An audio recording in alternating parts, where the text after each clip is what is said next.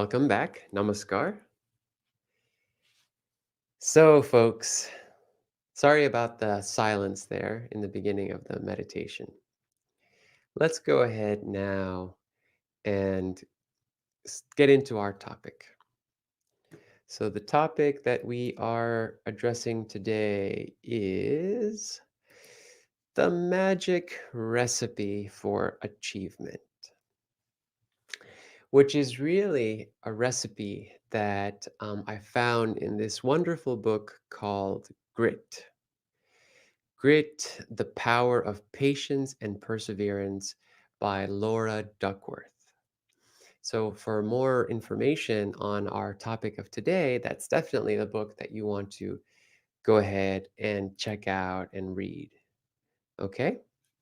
So, in that book, she does such a fabulous job at introducing lots of different topics. But the reason why we're talking about it is because we've been studying the seven secrets of success. And by the way, if I'm not mistaken, today we were supposed to do the seventh secret. So I better mention that a little bit because we covered the first six. And the seventh secret is, oh, geez, I forgot that I needed to mention this, is that there is no seventh secret. Okay? It's a pretty cheesy joke from from Shiva, who we believe is the one that put these seven secrets together. And there's many ways to read into that, that there is no seventh secret. One simple way is that those first six that we talked about, which were firm determination, pursuing universal truth, finding the right teacher or guide, having mental balance, having all around self restraint, and having a balanced diet, that those first six secrets are all you need. We have a tendency to always want to look for more guidance outside of ourselves. And I would like to add that that seventh secret that says there is no seventh secret implies there is no seventh secret that you need to find externally. I would say that then it's up to you on the inside to take this knowledge and do something with it. Okay? So you get to fill in that blank that Shiva created in by, having that seventh secret. So we're going to stay on the topic of the seven secrets of success for a little for longer. And today we're kind of circling back to firm determination when we talk about grit, which is the power of passion and perseverance. So, grit essentially means to um, to have the level of passion and perseverance that you need to accomplish your goals. Okay, there's something that she created called the grit scale, which I'm going to give you the link for today, where you can actually test yourself and you can see how much grit do I have. What is my capacity for perseverance and my capacity for passion, because you need both those things to accomplish a goal. You need, just like the seven secret says, firm determination. Okay, so in her book, she did some fantastic testing where she went to some of these institutions that have like some of the highest achievers, like for example, West Point Military School, where high school kids go there, and it's like super difficult to get in, one of the toughest, most competitive schools to get in. And then once you're even getting there, the first 2 months is like another big test. They have beast the beast barracks, which is their basic training, right? But it's like designed to basically filter out half of them. And I don't know what is the retention rate. I think maybe only 40% stay or something after Beast.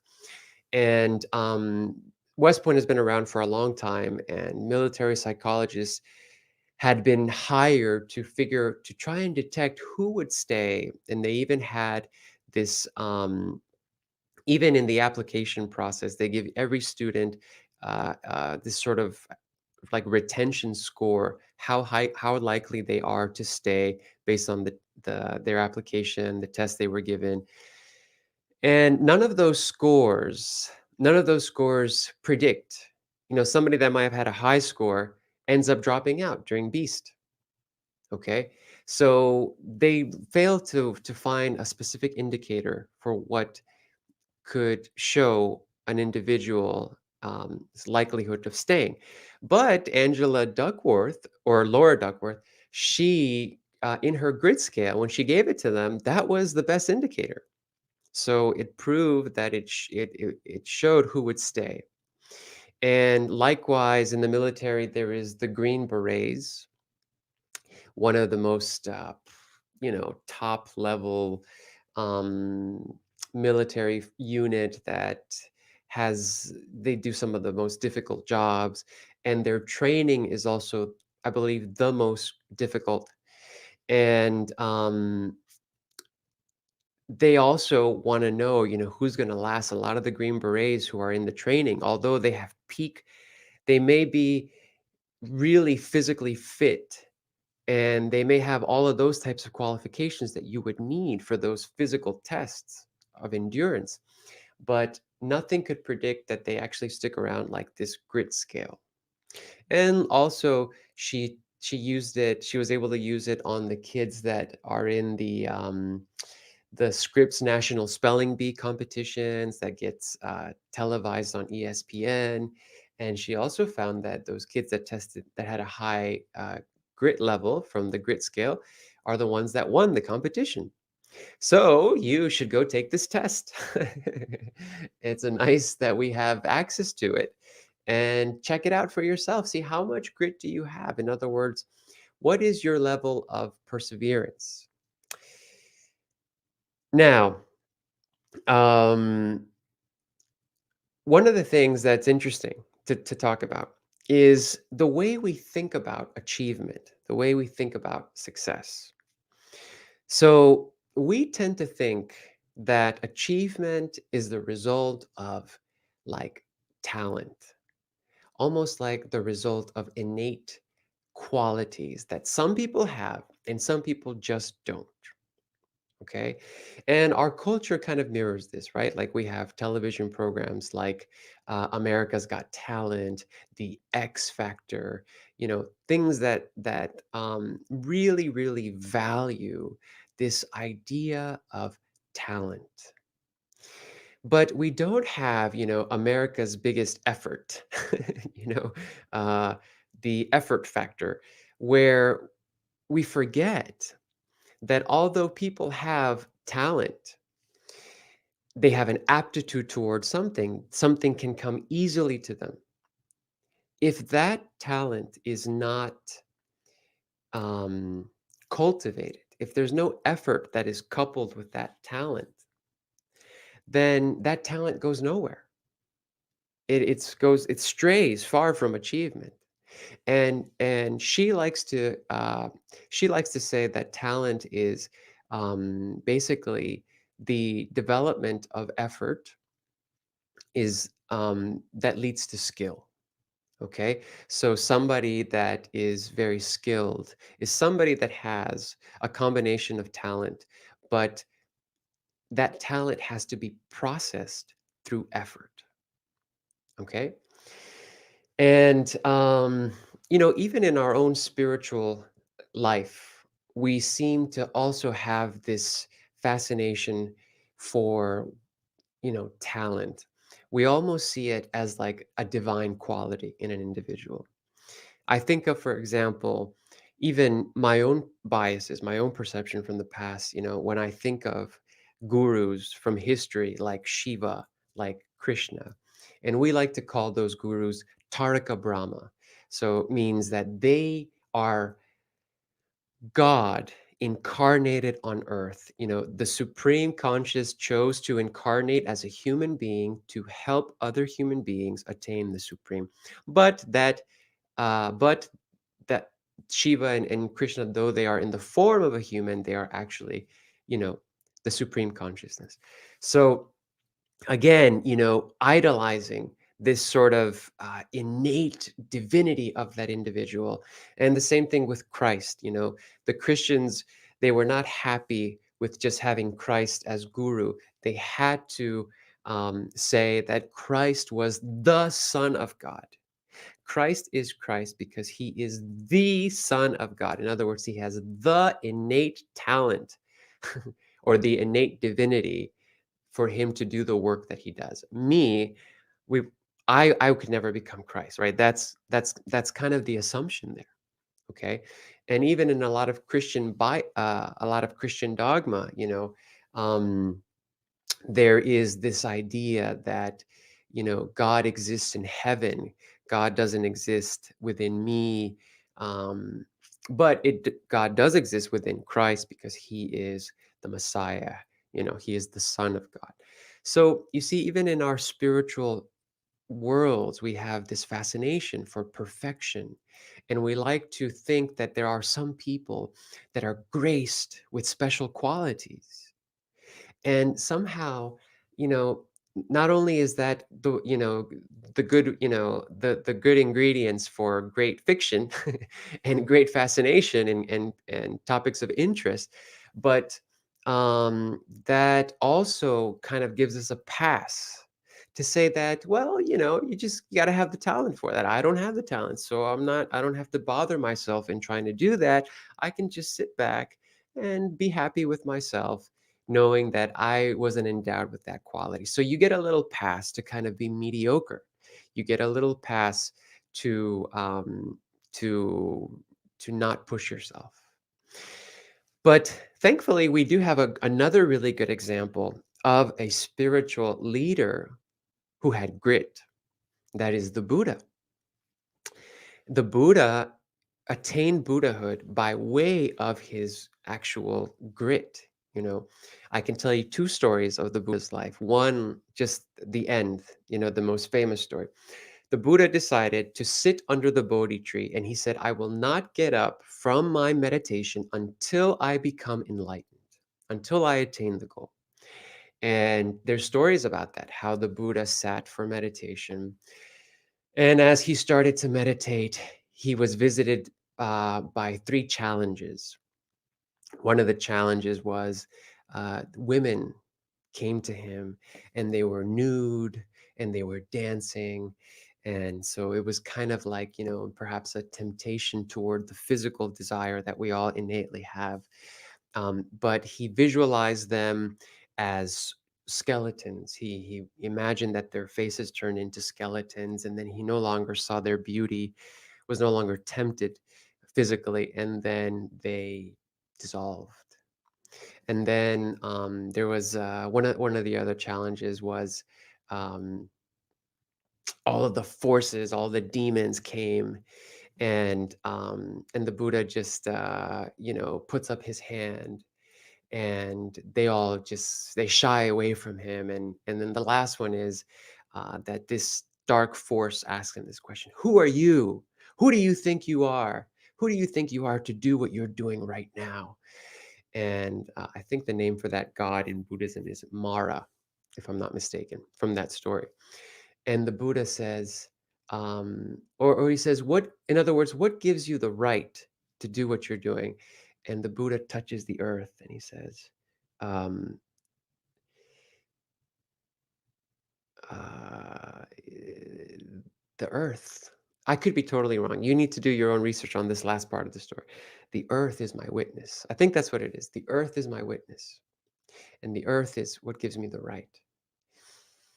And you know, so of course, reading into that, we think perhaps this is my birthright. This is my birthright to achieve this. It doesn't mean that I've come like this, but it is my birthright to achieve this, and the earth is my witness. The earth gives me this right. Nature. So those are wonderful examples of firm determination, and he becomes the Buddha. He becomes Lord Buddha, you know, who we all can benefit from today, his teachings, but his example of grit and firm determination. If you've read the book Siddhartha, beautiful book by Hermann Hesse, it kind of mirrors, it's a fictional story that is based on the life of the Buddha, I believe. And Siddhartha, in much like the Buddha, Siddhartha decides he wants to leave the palace he's born into and go and pursue basically universal truth, which is the second secret of success. And but before he leaves, he has to have his father's blessing. He can't just leave without his father's permission or blessing.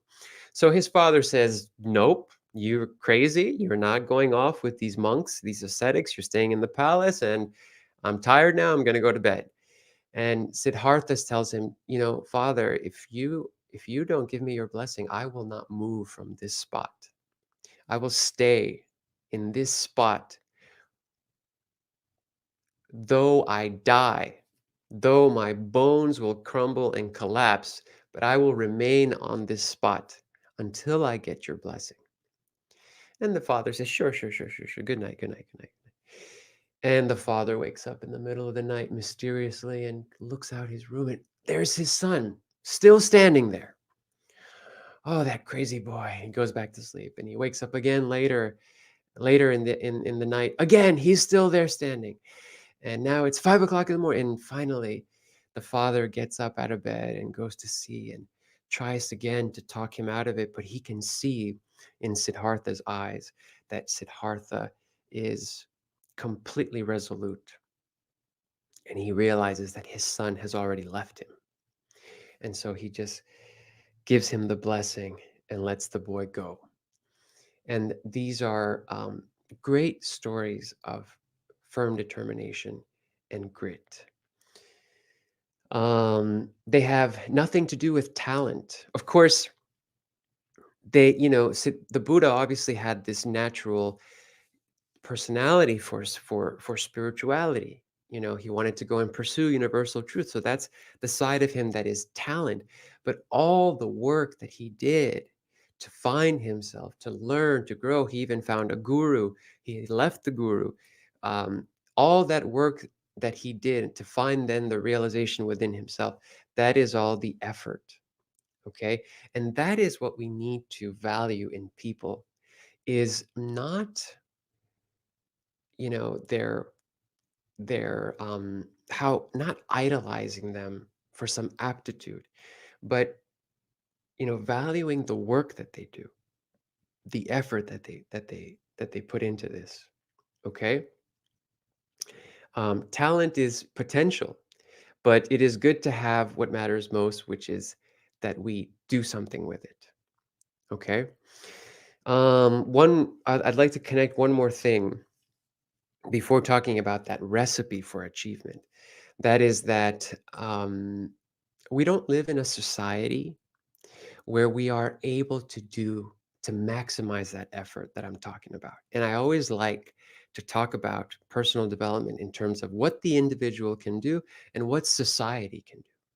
And we live in a society where most of us don't have any time to develop ourselves. Think of the actors, the 1,000 actors that move to LA every day, and they are waiting tables. They have to find a place to live. They have to.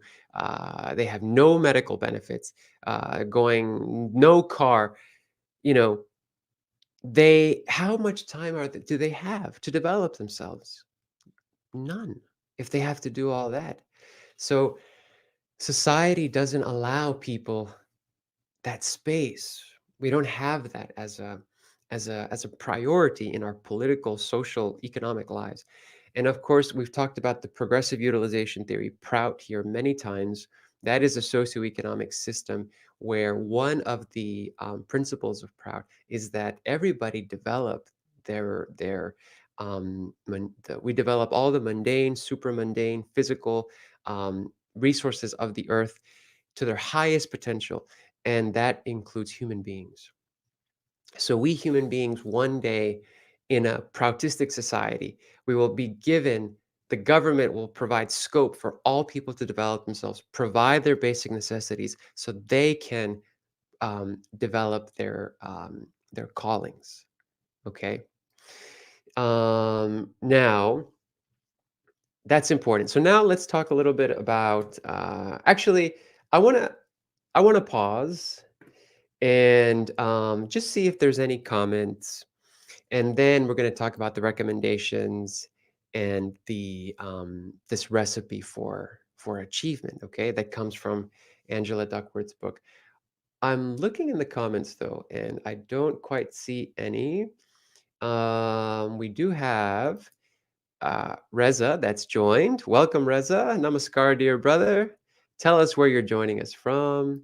And Hitendra says, Eshwa said, these things I do, so can you also, and even greater than these.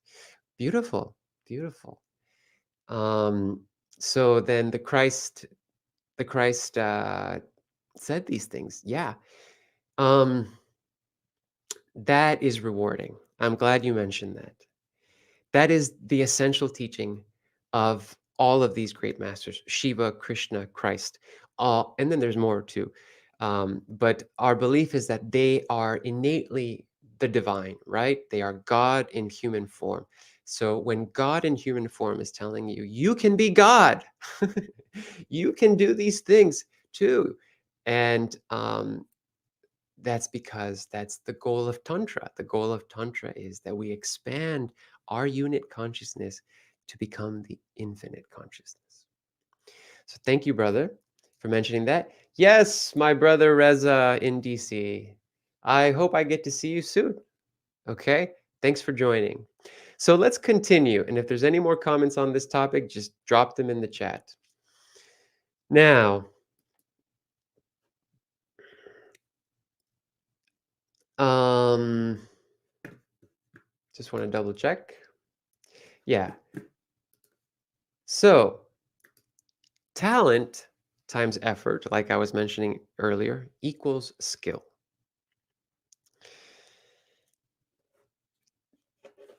Mm, and then skill times effort leads you to achievement. So we all want our talents to be developed to its full potential. That is proud, right? Maximum utilization of my talents. We should develop ourselves to our fullest potential, not just for our own enjoyment, but for the world to be a better place. That's absolutely true. Okay.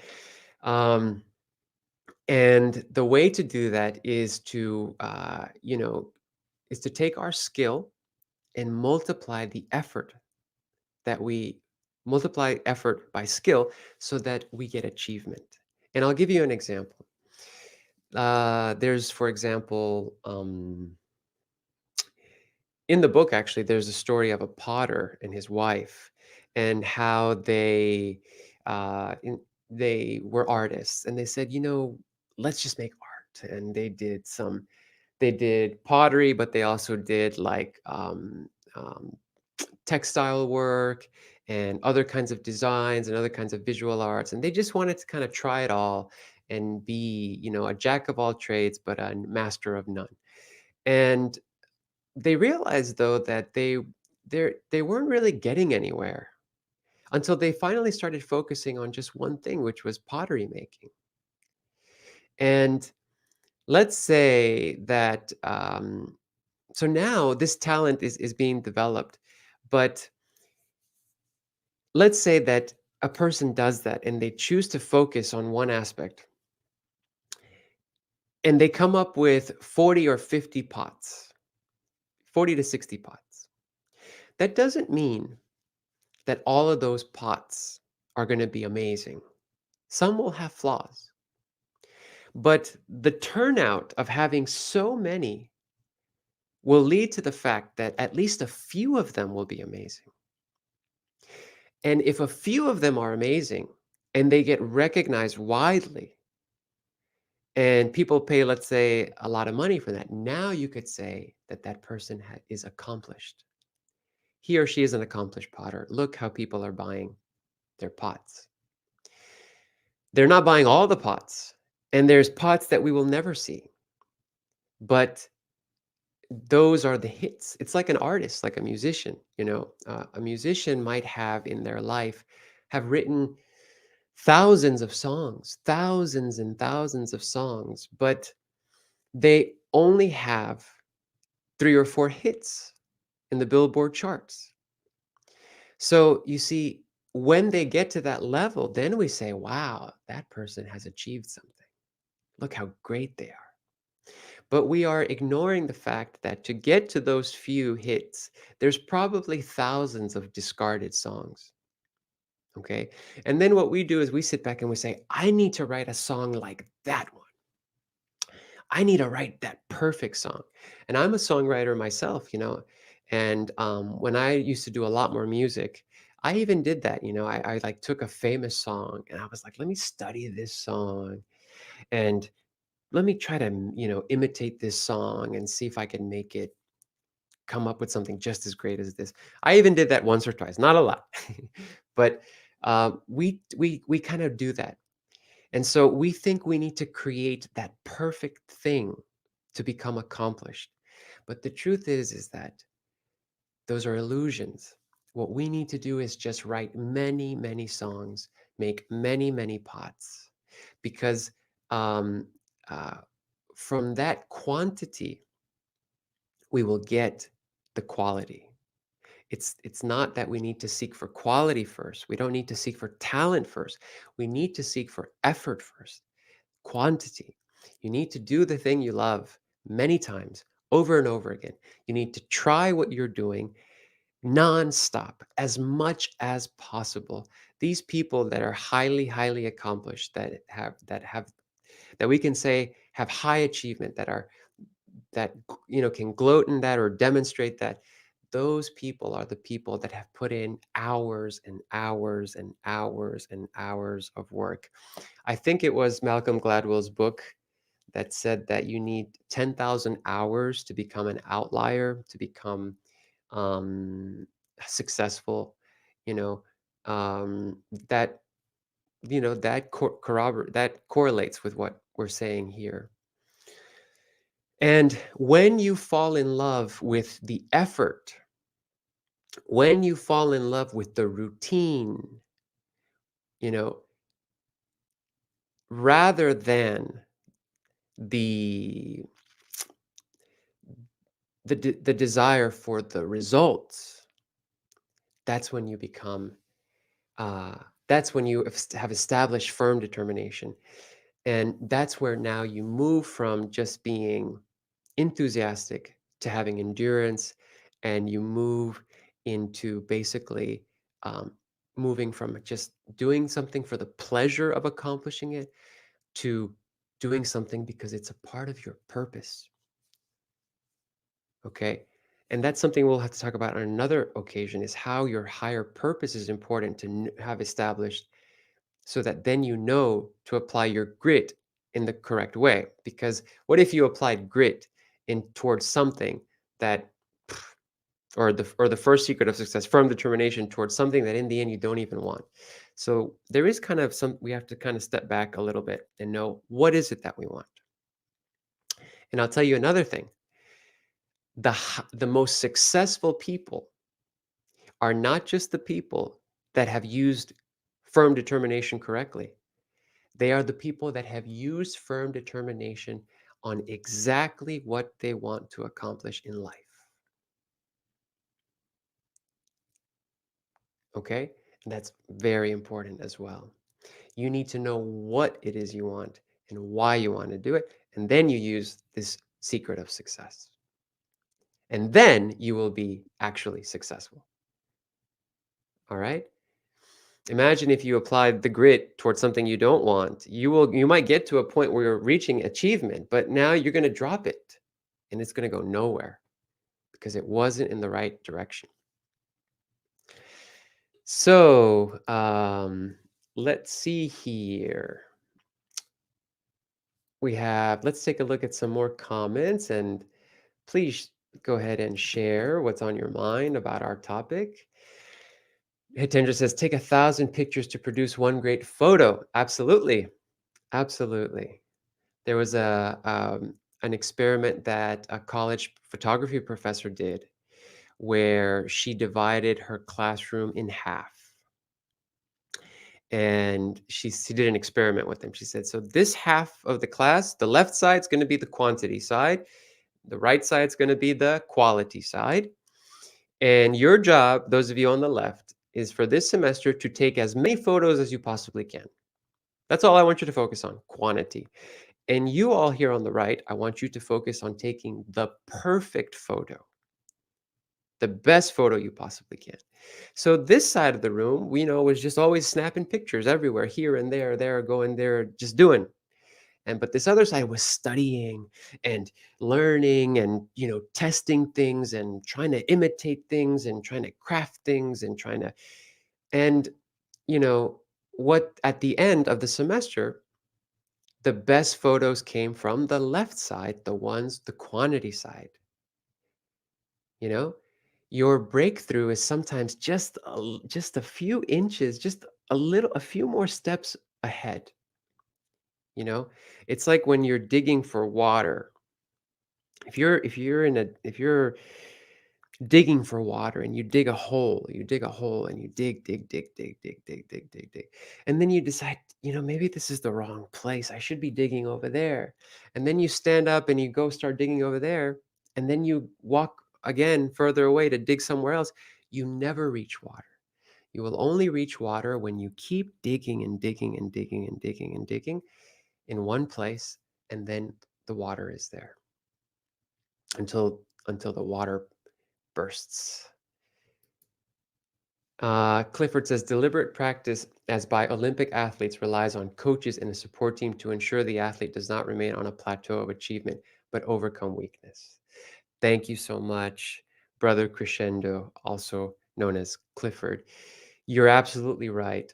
And this grit factor, the firm determination factor, is a secret of success that has to be coupled with the other secrets of success.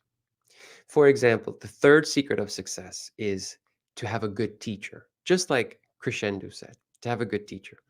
So, um, that's my recommendation for you is when you are doing something and you're serious about it and you want to get really good at it, get a teacher who has already done it to help you and work with that teacher. Listen to that teacher, be a good student of that teacher.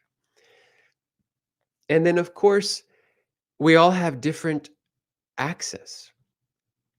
It doesn't mean that everybody who wants to, you know, get in the NBA is going to get in the NBA, right? Like, um, that's not that's not what this is going to lead to. But although you may not get into the NBA, if you practice your basketball skills long enough, you might.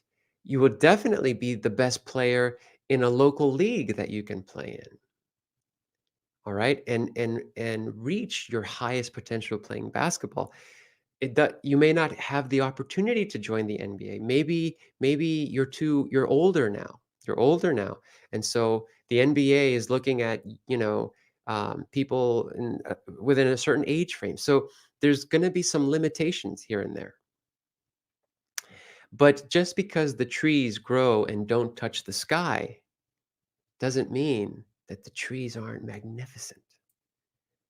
So, same thing with you. You have to just develop your potential and do what your heart is driving you to do. And you'll become great. And then of course there's privilege. You know, like a lot of kids who might be at Harvard, they might be at Princeton, Stanford, Cornell. Not all, but a good number of them may come from privilege. They may have had parents that put them in good schools, found them good teachers, parents themselves who already did that, went to Harvard, went to Cornell, have PhDs. All that stuff is gonna help a child. But a lot of and so there's those are factors to consider. But what the data shows is that when two people are evenly matched, in other words, let's say you have two candidates to become Green Berets. They're evenly matched. They're both just as physically strong. They're both just, they have the same IQ level. Uh, they're evenly matched. Who's going to win? Who's going to become a Green Beret? The one with the most grit, with the one following the first secret of success, firm determination. Um, Alicia says, it is liberating to focus on effort rather than perfection. Wonderful. I'm so glad you got that insight from this. That's a great insight. I'd love to hear more about that. If you could write a little post about that in our Facebook group, what this insight, this epiphany means to you, I'd love to hear more about it. Oh, my sister Karen and I are on the same wavelength, using the same words. She said epiphany. I said epiphany. That's what happens when you meditate together so much. Reza, the proper goal seems essential to me. What are your thoughts on how to identify the proper goal in one's life? Yes. So, Reza, there's a couple of things to say. One is, let's talk about the second secret of success. The second secret of success is to pursue universal truth, to always pursue universal truth. So that secret means, directly speaking, it means to to realize that the world is a relative place. There's many things you could do with your life that are all relative. You could become a scholar, you could become an engineer, right? A scientist. And but those things are relative. They come and go, they change, they don't last forever. When we pursue universal truth, we're talking about pursuing the ultimate truth of reality. That is the supreme consciousness, the innate thing within all things, the constant within the relative, right? So it means to try and pursue God, but then from underneath that, pursue the universal truths that we are all one society, for example, that nobody is less or more, that, and to pursue the universal truths within yourself. What is your highest calling? What is your higher purpose? So I would invite you to consider that you find what you should do when you pursue universal truth. Okay. And sometimes the more you meditate and you align your mind with the divine, with the great mind, the more clarity you have to get the answers in life. Like, for example, what is my purpose? What should I do? You know, I'm sure it's happened to you many times. You sit for meditation, and sometimes you're not meditating. Sometimes you're just thinking about what you need to be doing. That is, the mind becomes clear when it is pointed toward the supreme, toward the universal truth. And so then that mind can know its unit truths, what I need to do. And I also invite you to actually deliberately contact me for some coaching, so that we can do some work around discovering, let's say, your higher purpose. Okay. Uh, you could find a good coach like myself and others who specialize in helping people figure that out. All right. So I hope that helps. And just like I said before, with everything, you need to, you just got to find sometimes the right guide. But that secret of success is also very important. Pursue um, the universal truth. Do as much meditation as possible to know what's in the mind of God by aligning your mind with God's mind. Okay. And pratik, is there a difference between grit, tenacity, perseverance, resilience? So, perseverance is grit. Resilience is grit because that's resilience is perseverance, right? You fall, you're going to get back up. You're not going to quit. That's resilience. Okay. Resilience is what Siddhartha had when he stood all night long until his father gave him his blessing. And tenacity, I think, is that drive, right? The drive toward toward the goal. Okay, so I wouldn't say there's a difference there, brother. I would say that those are all the words you need to write on your wall. Tenacity, perseverance, grit. Put those words in your room and see how that makes a difference in helping you have more firm determination in life. Reza says, a book I'm reading, Atomic Habits, actually advocates for determining one's desired identity.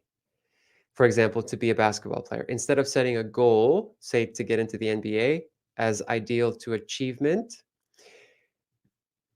Oh, you know what? I don't have his full comment here. Um, Instead of setting a goal.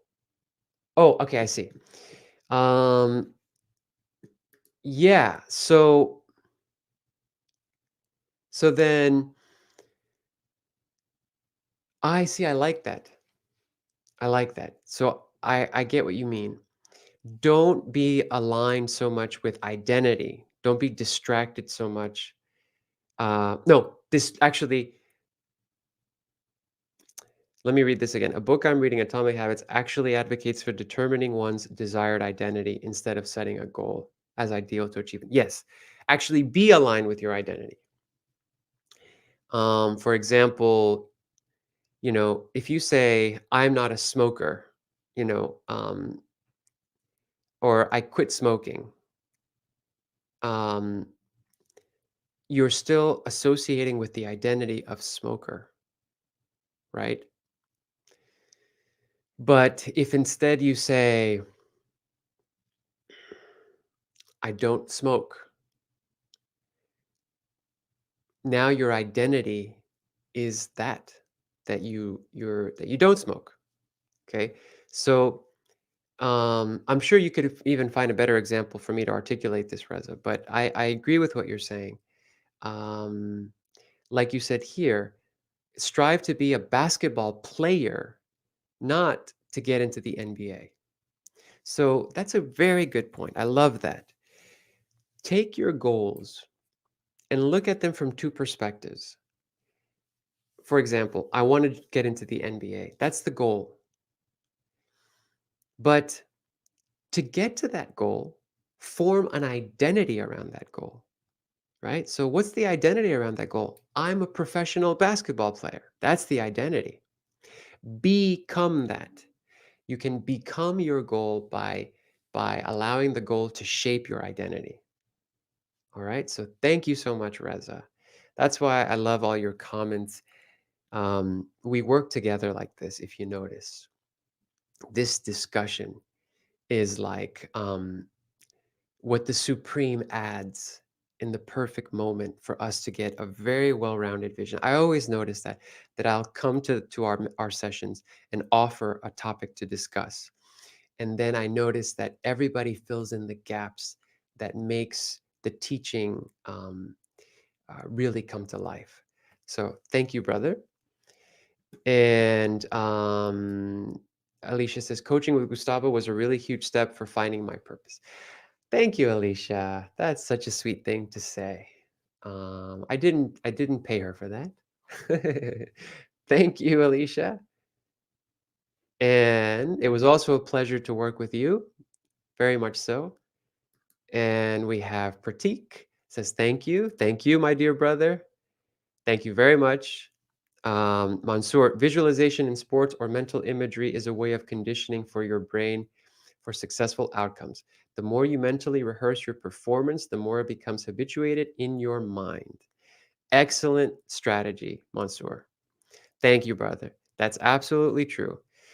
That's called ideation. right? We call that ideation here in our spiritual realm. So when we say the mantra, for example, we say our spiritual mantra, we should be visualizing that union that we have with the Supreme. Now, that's very abstract because how does one unit consciousness merge with an infinite consciousness? Sometimes it's too much. But the more you're on this tantric path and the more meditation lessons you gain, that becomes a little more solidified also, okay, in subsequent lessons. But to begin with, what I always encourage people to do as they rehearse that spiritual goal in their mind, like Mansoor is proposing, is just visualize yourself as a child and the Supreme as a mother or a father. And the child sits on the parent's lap and they embrace and they are one. Okay. Uh, so that's a whole spiritual thing. And then of course also look into what Mansoor says about how athletes do that. They rehearse their races, they rehearse their victories, they rehearse that so much. They even rehearse when they're jumping up for joy until it happens. Okay. So thank you, everybody. I really loved our discussion for today. Let's go ahead and close now. Thanks for sticking around. Um, I will just put a little note here for us to remind you to go ahead and subscribe to our Vistara Circle YouTube channel if you haven't. But more importantly, join our Facebook group. All right, so that we can keep this our community going. This is the place to meet, chat, share with each other. That's the whole point of these sessions, is for us to just come together and be one. All right. Thank you so much for joining. I love you all very much. I wish you all the best as you pursue the secrets of success, and you remember. Oh, and you go find out how gritty you are. Sorry about that. I invite you now to go to this link and take the grit scale and take it honestly without any self consciousness. Just answer the questions as honestly as you can for the most accurate results. And then feel free to post it on my wall or post it in the group if you'd like to chat with me about your grit scale result. Okay? All right, then. Namaskar. See you all soon.